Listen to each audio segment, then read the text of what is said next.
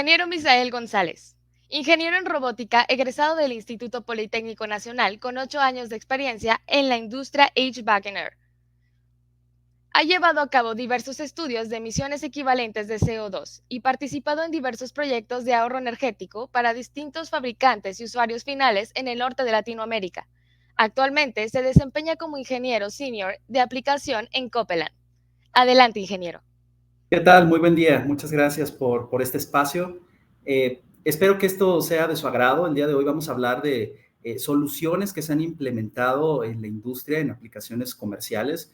Vamos a ver datos, de hecho, datos reales de ahorro energético. Vamos a hablar un poco acerca de precisamente la descarbonización y cómo los electrónicos al final del día nos ayudan también a conseguir esto, los sistemas BMS más específicamente. Primeramente, algunos datos interesantes acerca de México, la manera en la que funciona el consumo de energía y, por ejemplo, el desperdicio de alimentos también en nuestro país.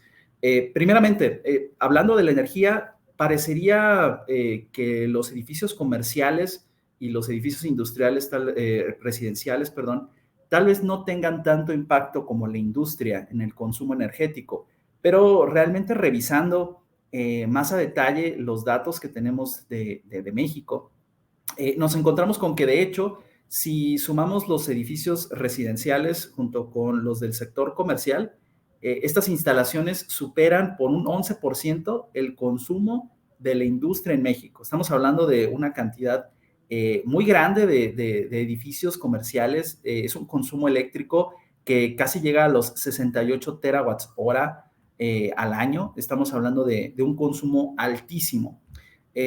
Con los datos que hemos recapitulado a lo largo de los años como compañía, podemos decir con seguridad que un porcentaje típico de ahorro de energía en este tipo de instalaciones comerciales está alrededor del 15%. Esto equivale aproximadamente a 1.5 billones de dólares anuales en ahorros de energía, simplemente por implementar algún tipo de sistema de control electrónico en este tipo de edificios. La oportunidad es enorme. Si sumamos además otro tipo de cuestiones, como por ejemplo el desperdicio de alimentos, que también es un tema muy, muy importante. De hecho, estamos hablando de que podría representar hasta un tercio de los alimentos que se producen prácticamente se desechan. Es un porcentaje muy elevado.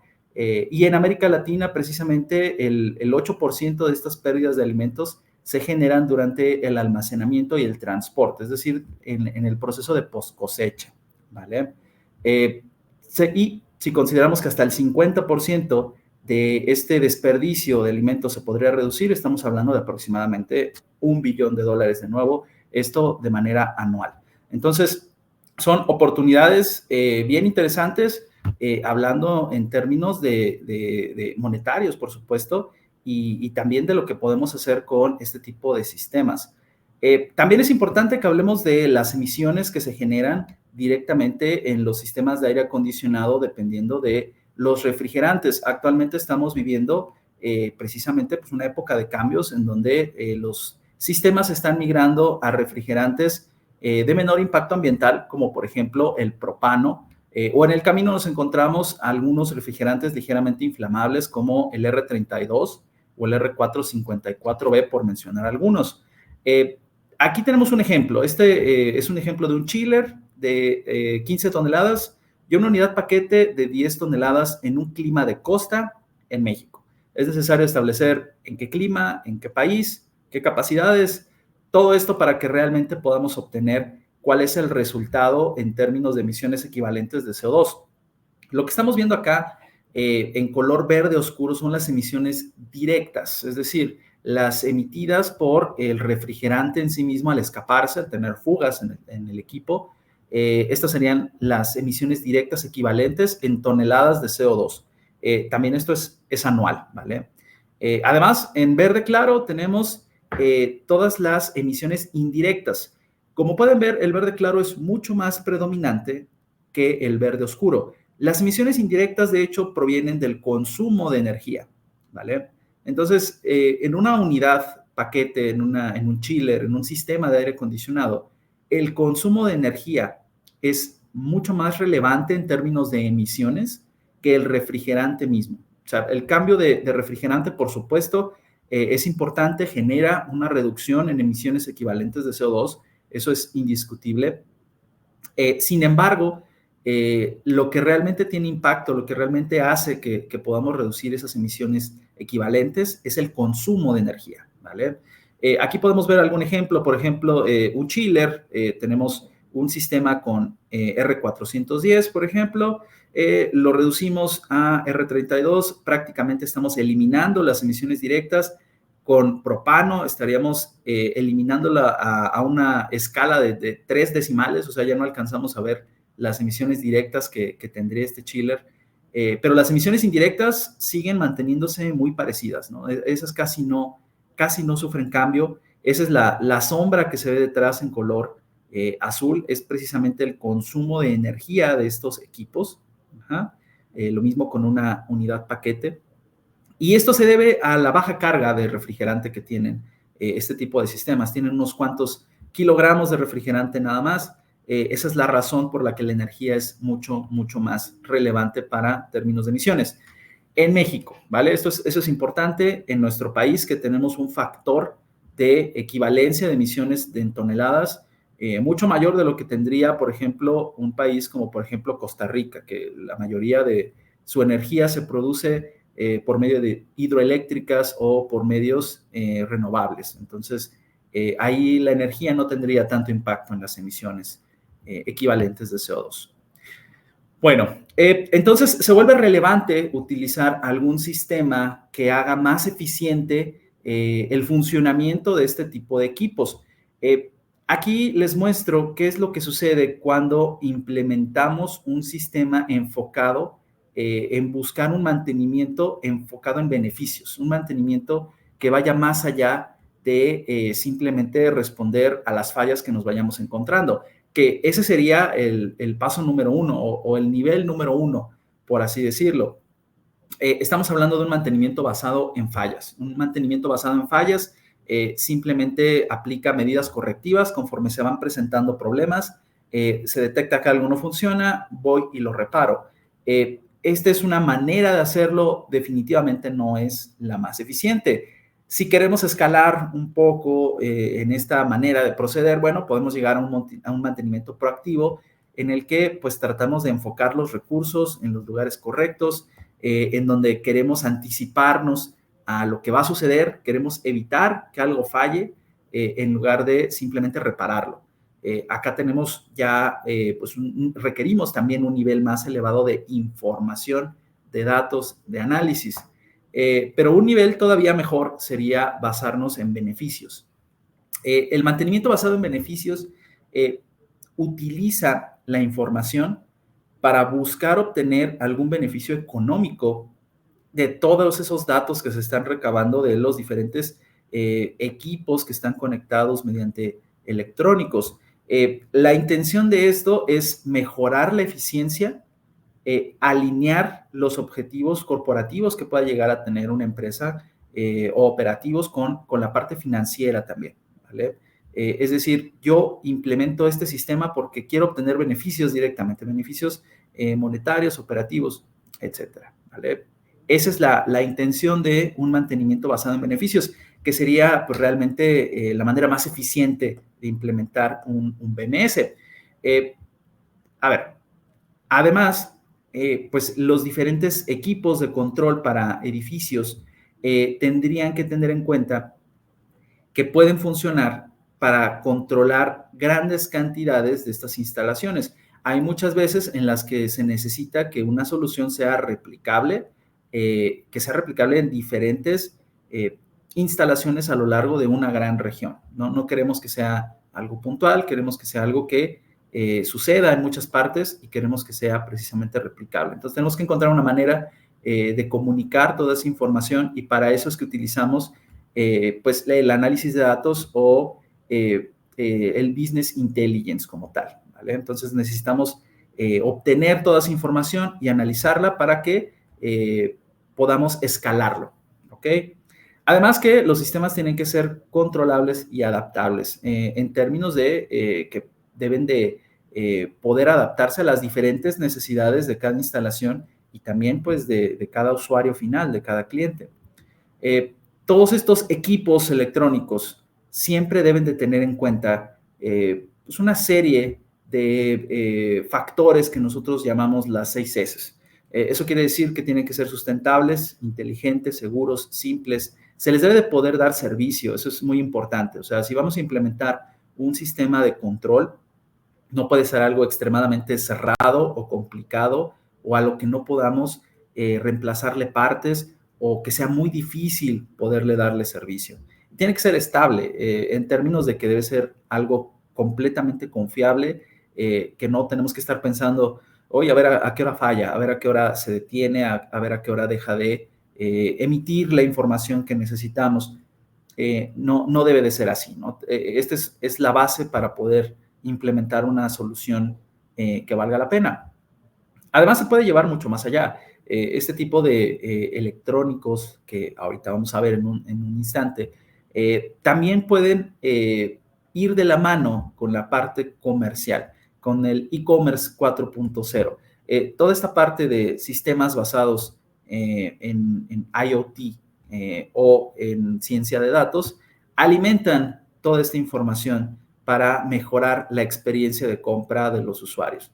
Si nosotros tenemos una tienda en donde el clima se siente muy bien, se siente fresco, una gran diferencia con el exterior, no se siente húmedo o pesado, y además podemos tener electrónicos que nos dicen cuáles son las partes de esa tienda en donde la gente va y se detiene más tiempo o qué son las cosas que le llaman la atención. Entonces podemos empezar a alimentar esa parte del e-commerce 4.0 mediante esos electrónicos que están directamente ya instalados en nuestra instalación comercial. Ok, todo eso lo podemos aplicar, por ejemplo, a un gran supermercado o a un hipermercado. Teniendo en cuenta principalmente si el aire acondicionado, la ventilación va a ser una parte muy importante, el control de la humedad, por supuesto. Queremos tener además el control tal vez de las luces, de los sistemas de refrigeración. Queremos medir la energía, controlar la demanda. Eso es importante con este tipo de sistemas. Lo mismo con, por ejemplo, una tienda de conveniencia. Las tiendas de conveniencia realmente pues son algo parecido a un supermercado, pero en una escala menor y por lo tanto también tienen que ser muy, muy eficientes. La cantidad de equipos sí es menor, pero son muy críticos. Entonces, tenemos que ser muy cuidadosos con la manera en la que se controlan todos los diferentes categorías que existen en una tienda de conveniencia, por ejemplo, y que tenemos muchas en México, por cierto. Y todas ellas tienen aire acondicionado, tienen refrigeración y todas ellas necesitan algún tipo de control para incrementar la eficiencia.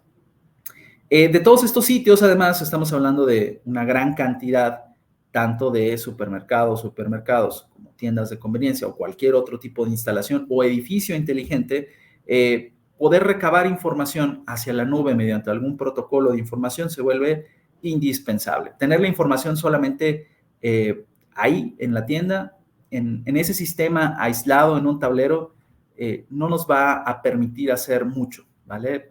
Por sí mismo funciona, permite alguna especie de beneficio, pero si lo queremos llevar más allá, es necesario hacer un análisis de datos de manera masiva. Es necesario combinar el funcionamiento del aire acondicionado y cómo el aire acondicionado le va a afectar a la refrigeración, por ejemplo. Entonces, tenemos que empezar a combinar datos y hacer algo más, un análisis mucho, mucho más elevado que simplemente mantener los datos ahí, en ese tablero cerrado que nadie ve y que nadie puede tocar. Bueno, existen muchas maneras de recabar esta información mediante electrónicos. La submedición de energía es una manera muy importante de ofrecer datos para tomar decisiones. Por ejemplo, nosotros tenemos pues tenemos el consumo por hora, por día, por mes, ¿ok? Tenemos el consumo general de energía. Perfecto, eso es bueno, nos dice cuando tenemos un problema, pero no nos dice por qué, ¿ok? Nos dice si estamos consumiendo más energía, pero no nos dice por qué lo estamos haciendo. Un sistema con submedición nos va a permitir ponerle cara a esa gráfica que simplemente tiene picos y ya.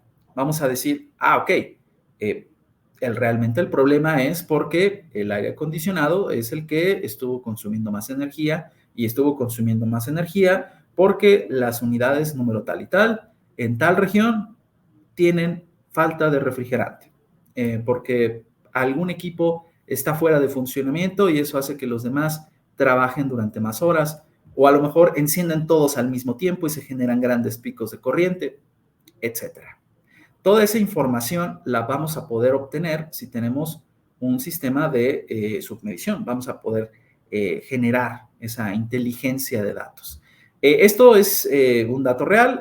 Realmente esto se implementó en México. Estamos hablando de solamente 5 tiendas, 5 hipermercados en donde se implementa este sistema. Y precisamente por la información que es capaz de generar y al tomar acciones al respecto, se consigue un ahorro anual de 1.7 millones. Esto en pesos, ¿vale? Con 5 instalaciones se implementan. Evidentemente, esto representa una huella de carbono reducida enormemente por la energía. No se están reemplazando equipos, no se está implementando una nueva tecnología para poder ser más eficientes. Simplemente estamos utilizando la información a nuestro favor, ¿vale? Y eso tiene un impacto tremendo en el consumo de energía. Perfecto. Bueno, otra manera, los compresores. Los compresores son una parte primordial en la climatización. Los compresores son un componente bastante caro. De hecho, pues el compresor también es el equipo que posiblemente consuma más energía de un sistema de climatización. Mantenerlos funcionando en condiciones correctas va a hacer que sean más eficientes, en primer lugar, y en segundo va a evitar que se lleguen a dañar. Y los compresores dañados pueden representar un costo importante en el mantenimiento que puede llegar a tener una instalación comercial. Entonces, no queremos eso. Lo que podemos hacer es implementar diferentes dispositivos electrónicos. Algunos compresores o este tipo de dispositivos ya vienen con algún electrónico probablemente, o se les puede añadir algún sistema de protección que funciona de manera independiente y es bastante bueno, pero si nosotros queremos ir un paso más allá, vamos a querer extraer esa información, vamos a querer añadir sensores extra para medir el subenfriamiento de los equipos, el superheat o el sobrecalentamiento a los compresores. Vamos a querer medir temperaturas de descarga, consumos de corriente, vamos a querer hacer más. Si hacemos esto e implementamos un protocolo de protección para estos compresores, podemos reducir enormemente los costos de mantenimiento. Y aquí no estamos midiendo qué tan eficientes llegaron a ser, pero lo que sí podemos medir es la cantidad de dinero que se dejó de utilizar en reemplazos de compresores, ¿vale? Estamos hablando de aproximadamente, estos son datos de aproximadamente unas 80 instalaciones en donde se tiene este sistema y los ahorros están rozando los 40 millones de pesos al año por la cantidad de compresores potencialmente salvados, que se detectó alguna falla muy grave y que pudo haber reducido drásticamente el tiempo de vida de este compresor, pero el compresor se detiene a tiempo hasta que puedan haber condiciones seguras de funcionamiento. Se extrae esta información y se toman también acciones correctivas, ¿no? O sea, no basta simplemente con y se detuvo el compresor y así nos quedamos. Eso no es suficiente.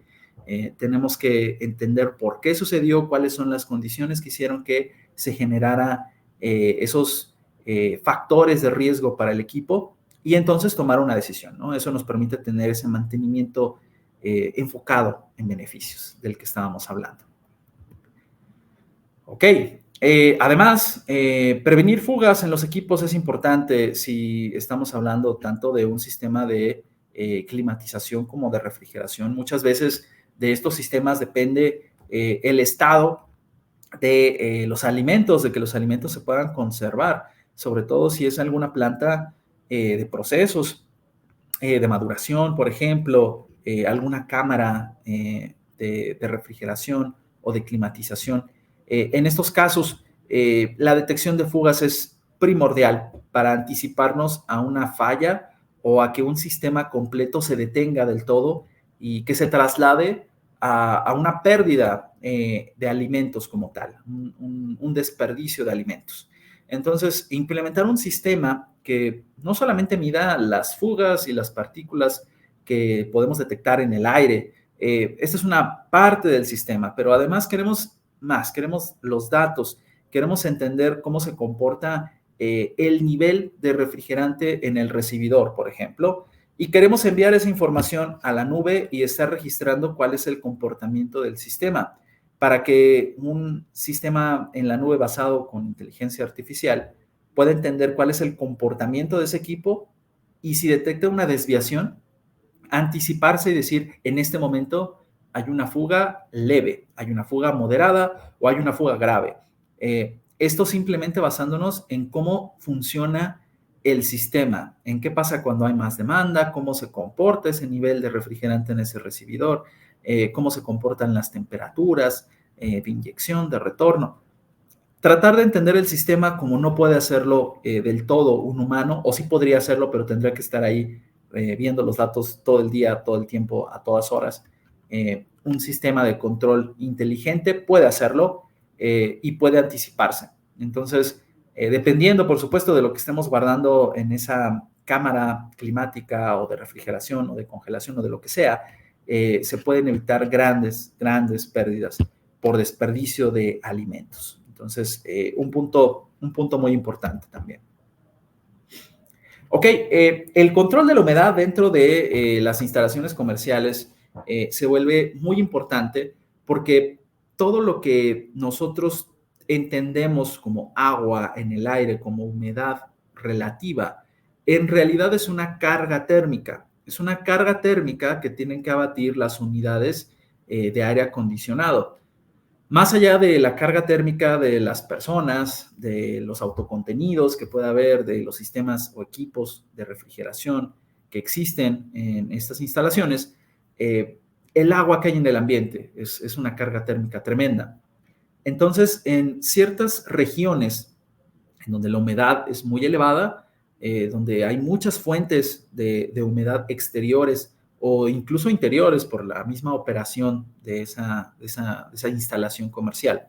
Se vuelve importante tener una manera de reducir la humedad. Déjenme decirles algo, una unidad paquete, una unidad RTU, tiene la capacidad de enfriar el aire, está hecha para reducir la temperatura del ambiente. ¿Puede secar el aire? Sí, sí puede hacerlo, puede llegar a hacerlo simplemente por la manera en la que funciona una unidad paquete. Sin embargo, va a ser muy ineficiente para quitar o retirar la humedad del ambiente. Su funcionamiento principalmente está enfocado en disminuir la temperatura, ¿vale? Por otro lado, una unidad deshumidificadora tiene la capacidad de quitar la humedad del ambiente, sí, y de paso tal vez llegar a enfriar un poco el aire, pero esa no es su verdadera función. De hecho, va a ser muy ineficiente para enfriar el aire. Si combinamos las dos cosas, vamos a obtener algo que se llama una DOA Plus, que es una especie de combinación entre unidad paquete y unidad deshumidificadora que se puede adaptar a las necesidades de cada instalación en cada momento. A veces va a ser necesario enfriar más, a veces va a ser necesario retirar más humedad. Este tipo de unidades está pensadas para sustituir tanto unidades paquete como deshumidificadoras en este tipo de instalaciones y al mismo tiempo reducir costos iniciales porque ahora la carga térmica calculada va a ser menor, se necesita menos toneladas de refrigeración, de aire acondicionado. Y además va a generar un ahorro energético considerable. Entonces, este tipo de unidades, la DOA Plus, las podemos utilizar precisamente en ese tipo de climas les va a mostrar cómo funciona una de estas unidades. Por ejemplo, vamos a ponerla en modo deshumidificación. Ok. La parte interesante de estas unidades es que utilizan estos dampers que se ven en la parte de atrás. Estos dampers, estos tres dampers, nos permiten cambiar el flujo, nos permiten modificar cómo es que vamos a introducir aire del exterior o del interior de la instalación. Por ejemplo, el modo de deshumidificación. Realmente vamos a estar metiendo aire del exterior, sí, pero lo queremos siempre deshumidificar completamente. Lo queremos hacer pasar por el serpentín. Lo mismo el aire del interior. El aire del interior, en su gran mayoría, bueno, no queremos en este caso enfriarlo como tal, simplemente queremos retirar la humedad. Por eso no lo estamos haciendo pasar de este lado por este serpentín, el aire que viene de el retorno, ¿ok? Y nuestro ventilador, nuestra manejadora de aire, se mantiene ajustada a un valor de capacidad equivalente para manejar este flujo de aire específico, ¿ok? Vamos a llamarle a este damper, el damper de retorno o de bypass, el damper exterior, y van a cambiar dependiendo del funcionamiento. Por ejemplo, ahora no necesitamos que deshumidifique, necesitamos que enfríe, necesitamos que funcione como una unidad paquete como tal. Bueno, en ese caso, entonces, tanto el aire del exterior como el aire del interior, que viene el retorno de la unidad, todo lo vamos a hacer pasar por este serpentín. Todo lo queremos enfriar y estamos al 100% del flujo, ¿vale? En este caso, nuestro objetivo no es retirar la humedad, es enfriar el aire, ¿vale? Ok, perfecto. Pues ninguna de las dos. Necesito tanto deshumidificar como enfriar porque hace calor y está muy húmedo, que sería uno de los escenarios más comunes. Ok, entonces utilizo el modo mixto, ¿vale?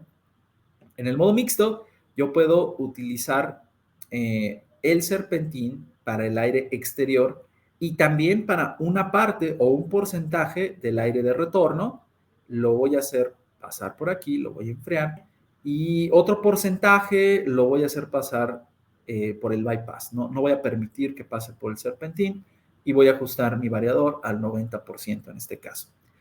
Entonces, esa capacidad precisamente de adaptarse al funcionamiento o a las condiciones interiores de una tienda, de un supermercado, por ejemplo, le permiten a esta unidad funcionar tanto como unidad paquete como unidad deshumidificadora y ser eficiente haciendo ambas cosas. Entonces, bueno, ese es el funcionamiento de una DOA Plus, ¿de acuerdo? Existe otro modo, es el modo de calefacción. Por supuesto, no creo que en el norte de Latinoamérica exista una aplicación en donde se necesite un modo como este, porque los lugares en donde hace frío normalmente no tienen alta humedad relativa. Entonces, realmente tener calefacción más deshumidificación en nuestra región tal vez no tenga mucho sentido, pero es una manera de hacerlo también. Si existe, podemos adaptar, o sea, puede adaptar una unidad OA Plus para que tenga también ese modo de calefacción. Y de nuevo, lo que sucede es la manera en la que funciona el serpentín, la manera en la que se activaría la calefacción y haríamos pasar el aire por ese serpentín que ahora está calentando, ¿vale? Eso es todo. Ok, perfecto. Bueno, este tipo de equipos, las DOA Plus, principalmente están enfocadas en hipermercados, supermercados y tiendas big box, es decir, en donde tenemos muchas fuentes de infiltración, muchos equipos, áreas muy grandes, en donde también es muy importante que los clientes ofrecer una experiencia al cliente que sea agradable, ¿no? Queremos que se mantengan dentro de estas instalaciones, dentro de estas tiendas, el mayor tiempo posible y que se sientan bien. Entonces, tiene un efecto que no podemos medir del todo. Tiene el efecto, sí, de reducir el consumo de energía, de simplificar la cantidad de unidades paquete de aire acondicionado necesarias, pero también tiene un efecto en el consumo que se tiene, me refiero a los clientes que están en este tipo de tiendas. Entonces, bueno, hay algunas partes en donde vale la pena implementarlo, no vale la pena implementarlos en todo, hablando de México muy específicamente. Tendremos que considerar las regiones que tienen alta humedad o una humedad relativa mayor al 45%.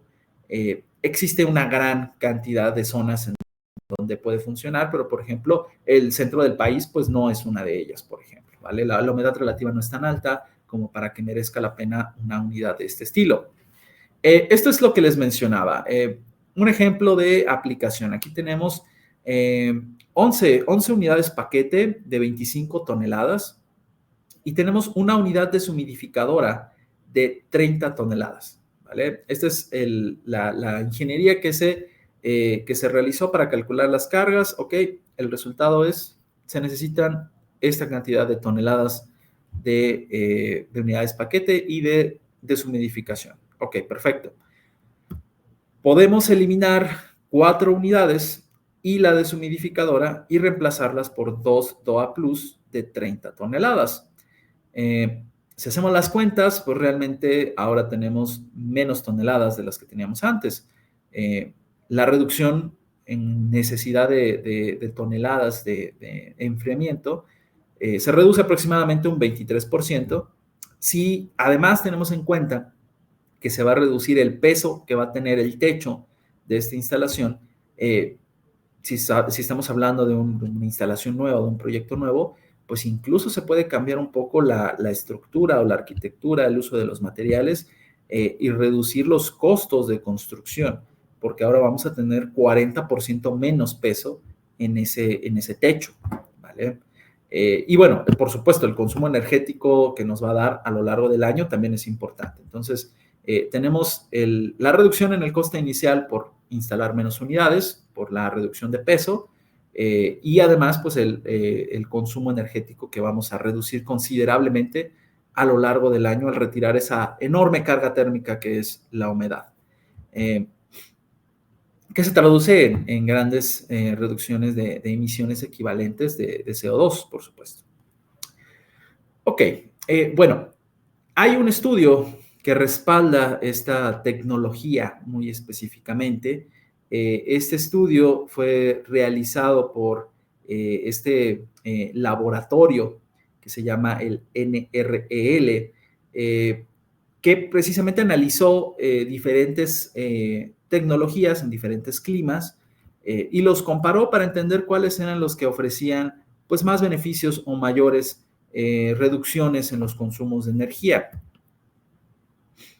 Los resultados muestran que de todas las tecnologías, el multipad adaptativo, que es precisamente esto que veíamos, la capacidad de modificar los dampers de apertura, de retorno, de bypass y del aire exterior, esa tecnología patentada se llama multipad, es la que en prácticamente todos los climas representa la mayor reducción en consumo de energía en todos los casos.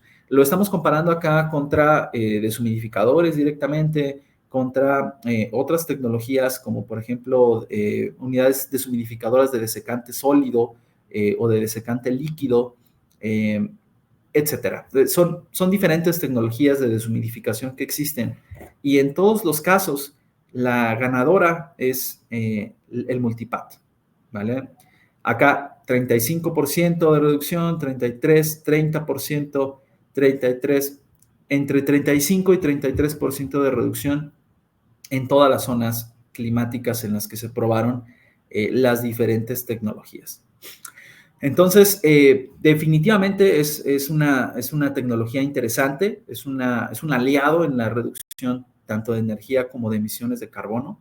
Y como vimos, el consumo de energía se vuelve todavía más representativo en reducción de emisiones que el cambio de refrigerante por sí mismo, ¿no? Entonces, hay que tenerlo en cuenta. Este es un comentario que hace este Laboratorio Nacional de Energías Renovables. Una de sus conclusiones es precisamente esta tecnología multipath es la que más ahorros demostró a lo largo de diferentes climas y comparado con muchas otras tecnologías es conclusivamente pues la más eficiente. ¿Vale? Entonces, algo muy, muy contundente con respecto a este tipo de equipos. Vamos a ver algunos datos muy específicos de, por ejemplo, tiendas de conveniencia. Estos son datos reales. Estamos hablando de cómo se comportaban los consumos en un mes, o de ciertos meses en específico, con y sin BMS, ¿no? O bueno, con un BMS funcionando normal, así sin ningún tipo de estrategia especial implementada, y después ya con estrategias muy enfocadas en el ahorro de energía. La diferencia de consumos es bastante interesante, es considerable. Lo podemos ver acá en esta columna de este lado.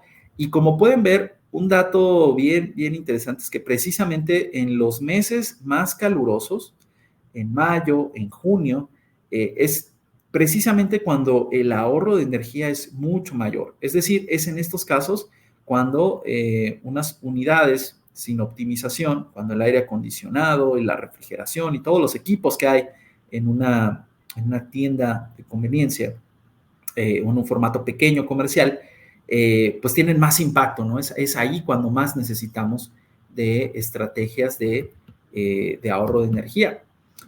Acá otro ejemplo, acá los ahorros igualmente son muy contundentes. Al principio, toma algo de tiempo, en estos meses fríos también es menor el ahorro de energía, pero aún así arriba del 5%, y en los meses más calientes hasta 27% de diferencia entre los consumos.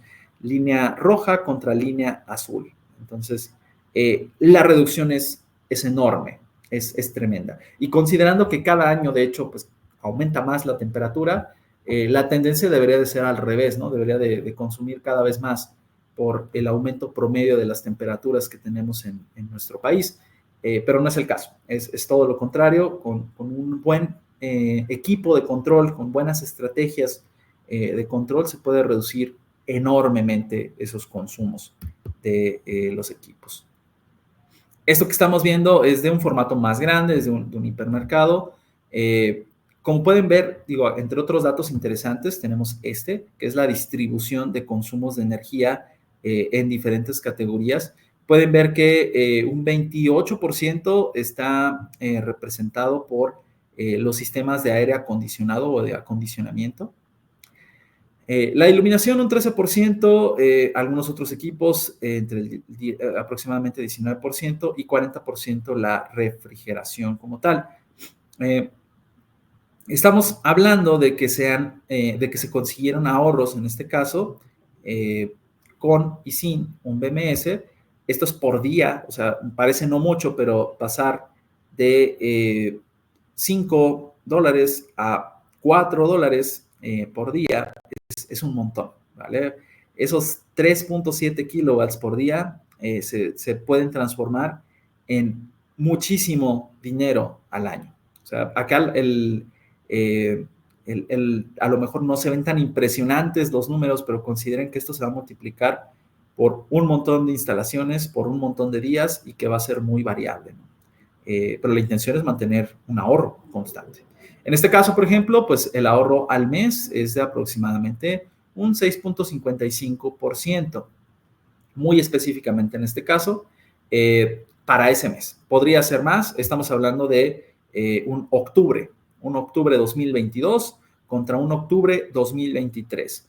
Tal vez si viéramos este efecto en un mes como mayo o junio, veríamos un ahorro mucho mayor y un cambio también mucho mayor en los consumos y en el dinero que se consume por día, ¿no? Para este tipo de instalaciones. Ok. Bueno, ¿a qué conclusiones llegamos con todo esto que vimos? Vimos un montón de aplicaciones, tecnologías, vimos datos. A ver, La primera, todas estas soluciones tienen que estar bien enfocadas en las necesidades de la aplicación, del sector, de la región, del cliente, del usuario final, de lo que se quiere conseguir. Ajá. Tenemos que tener en cuenta el clima, el país, la cantidad de equipos de los que estamos hablando, el área que ocupa esta instalación, cuántas de estas instalaciones comerciales hay y cómo están repartidas. Todo debe de estar adaptado a esas necesidades específicas, ¿vale? No puede haber una solución única y mágica para reducir consumos o para mejorar la huella de carbono de estas instalaciones. Tiene que ser un análisis bien específico. Esa es una de las primeras conclusiones a las que llegamos. La segunda, estas soluciones deben ser escalables, deben de adaptarse, deben ser integrables. ¿A qué me refiero con escalables, integrables y adaptables? Primeramente, escalables. Deben de poder adaptarse a lo largo del tiempo, deben de poder crecer para añadir cada vez más sistemas, más equipos, implementar más estrategias o ofrecer más datos. Se puede empezar con alguna categoría específica de control, algo pequeño, y se puede ir transformando en una solución mucho más robusta. Debe de poder crecer con el tiempo, ¿vale? Integrable quiere decir que tiene que ser compatible con las tecnologías que utilizamos actualmente. Tenemos que tener una solución electrónica que sea capaz de comunicarse con otras soluciones electrónicas, con otros productos, que pueda utilizar un protocolo de comunicación o de envío de datos que sea estándar, que hablen las bases de datos, que pueda entender una API, una aplicación en la nube, o que pueda entender algún otro equipo u otro sistema. Tienen que poderse combinar entre ellos.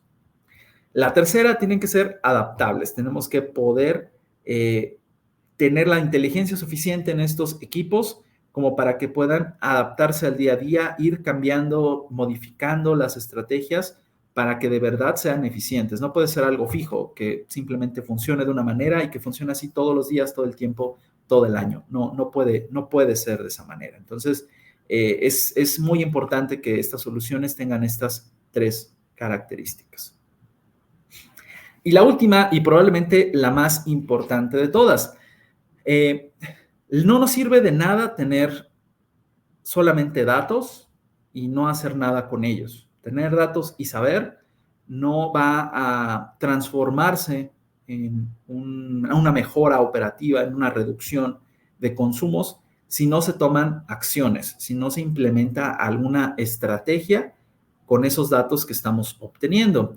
Y lo mismo sucede del otro lado. Si solamente tenemos acciones y las hacemos solo porque sí, pero no las hacemos con esa guía, con esa información diciéndonos en dónde enfocar nuestros esfuerzos, entonces vamos a tener de nuevo un problema importante, ¿vale? Se tienen que combinar las dos. Los datos nos dan la guía para tomar las decisiones correctas, para enfocar los recursos en donde se debe, para poder llegar a ese mantenimiento basado en beneficios del que estábamos hablando y que nuestros equipos sean verdaderamente eficientes. Entonces, por eso comentaba que este es el más importante de todos, ¿no? Porque si no van de la mano, no vamos a conseguir realmente, pues, ningún beneficio, ¿vale? Ok, pues listo, esto es lo que traía para ustedes el día de hoy. Les dejo mi correo por si tienen alguna pregunta o comentario después de esta presentación. Y listo, no sé si hay alguna pregunta o algún comentario que vayamos a resolver el día de hoy. Muchísimas gracias, ingeniero Misael. Abrimos preguntas para todos los que están en el chat y que el ingeniero pueda contestarle en vivo. Voy a estar leyendo sus preguntas.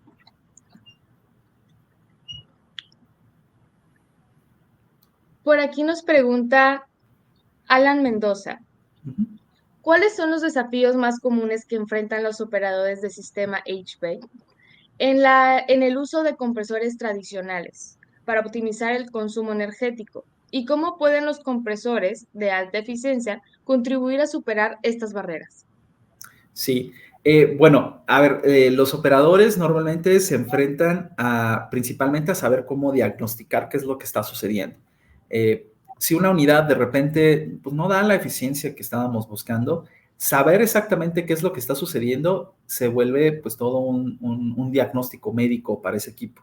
Entonces, ese es uno de los principales problemas, ¿no? Evitar decir, tenemos que cambiar la unidad, tenemos que cambiar este componente, sino más bien entender cuál es el origen de estas fallas, de estas ineficiencias, puede ser muy complicado. Los sistemas electrónicos que están incorporados en los compresores o que se pueden incorporar a los compresores facilitan ese diagnóstico. Muchas veces lo permiten hacer directamente y te dicen qué es lo que está fallando, ya sea con un código, con alguna indicación visual o con alguna señal que mandan algún otro control, aplicación o cualquier otra cosa.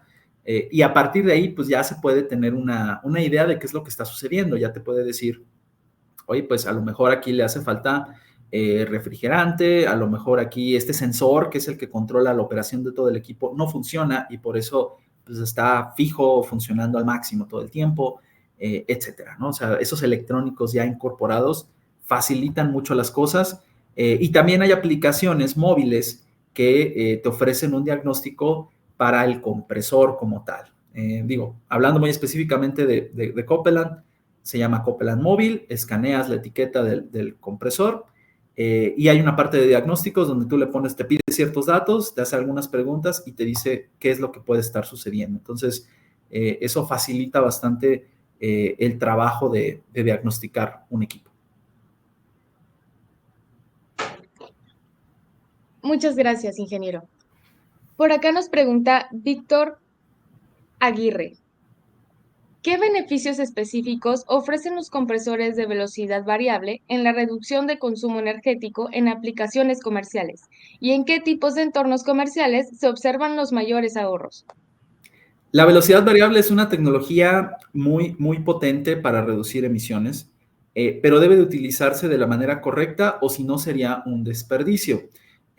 ¿Por qué? La velocidad variable está hecha para adaptarse a situaciones de baja demanda y de alta demanda, pero tenemos que tener esa variación, ¿ok? O sea, de verdad tenemos que pasar muchas horas con una demanda baja, con una demanda media y con una demanda alta. Tiene que estar bien distribuidas las horas del año en las que pasamos con una unidad trabajando al 30-45%, porque si todo el tiempo trabajamos con una unidad o con la capacidad máxima de esos equipos al 80% o más, tener velocidad variable no va a generar ningún beneficio, no va a generar ningún ahorro energético y tampoco, incluso hasta podría llegar a generar más consumos porque el variador de frecuencias es al final de cuentas un elemento de potencia que también tiene un consumo. Entonces, se tiene que utilizar cuando vamos a tener variaciones de consumo, ¿vale? De demanda, de capacidad de esos equipos. Si lo vamos a tener en una zona donde hace calor todo el tiempo, todos los días y a todas horas, la velocidad variable no tiene efecto, por ejemplo, ¿vale? Antes de continuar leyendo preguntas, vamos a leer algunos saludos que le han estado mandando.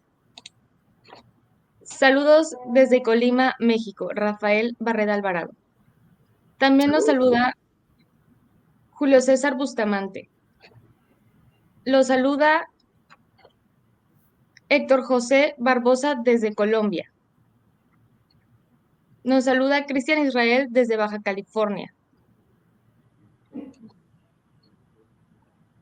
Y Juan Gamboa, saludos a todos y saludos al ingeniero. Muchas gracias, también les mando muchos saludos, qué padre que nos estén viendo desde Baja California, desde Colima, desde Colombia, desde todas partes. Muchas gracias y ojalá que toda esta información sea de mucha utilidad. Continuamos con la siguiente pregunta. Carlos Alfredo Martínez pregunta, buenos días, ¿podría mencionar algunos dispositivos de monitoreo y control para la protección de compresores? Sí, puedo mencionarlos, pero tal vez no debería de mencionar los de nuestros competidores como empresa, como Copeland. Yo te puedo decir que existen los Coresense, que ya vienen normalmente en el compresor, y si no, existe una versión que se puede añadir. Y también existe otro dispositivo que se llama Performance Alert.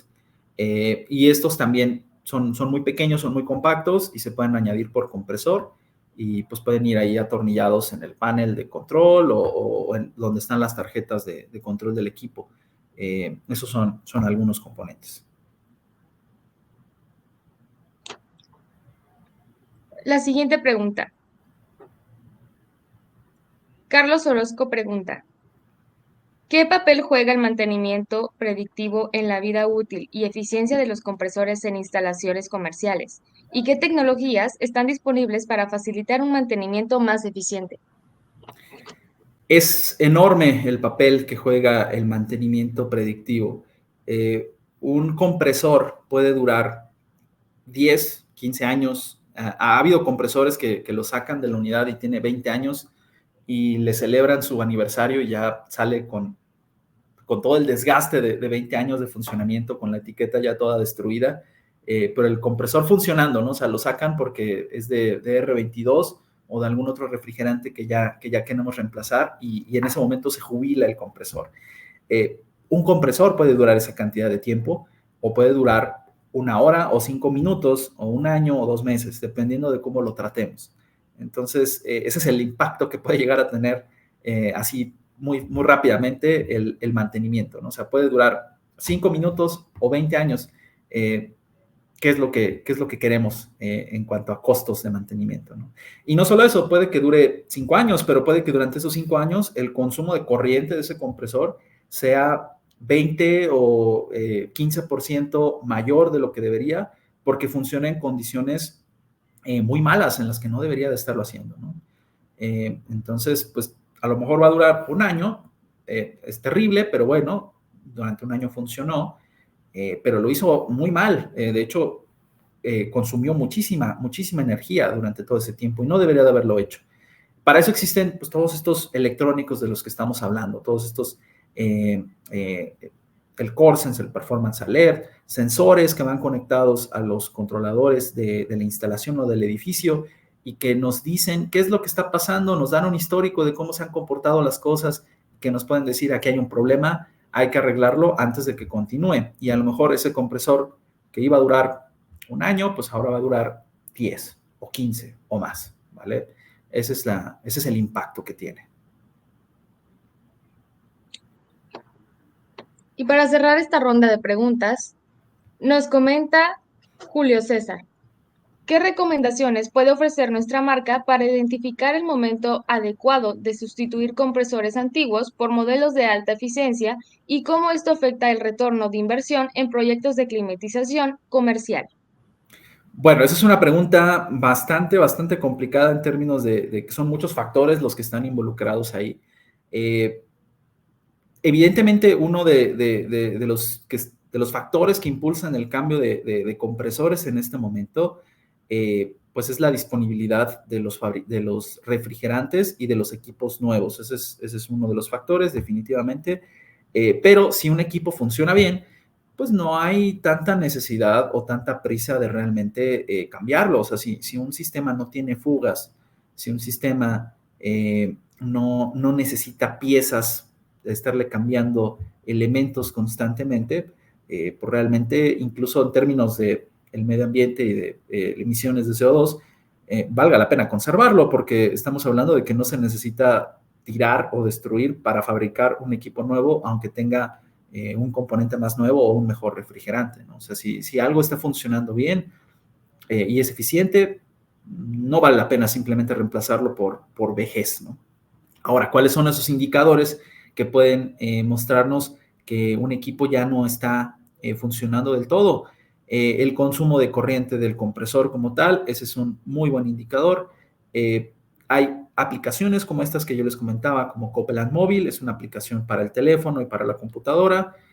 Precisamente se basa en el consumo de corriente. Tú escaneas la etiqueta del compresor, le dices en qué condiciones está trabajando y con qué corriente o qué corriente está consumiendo, y esto te va a decir, este compresor tiene tantos problemas, no debería de consumir tal cantidad de corriente, ¿vale?